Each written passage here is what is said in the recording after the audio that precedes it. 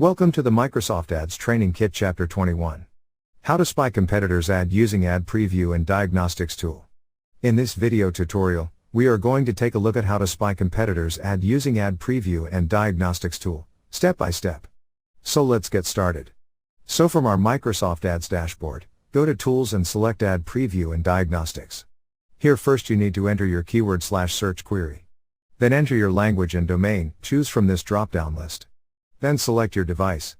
Let's enter diet in keyword/search query and click on Preview button. Here you can see diet-related ads. They have ad mentioned before their descriptions. You can see so many ads here. So they are all about diet. Let's search for weight loss and click on Preview button. Here you can see weight loss related ads and more search results. Now let's search for woodworking and click on Preview button. Here a little below, we can see ads related to woodworking. So like this you can spy on competitors' ad using Ad Preview and Diagnostics tool. Thank you for watching. Please proceed to Chapter 22.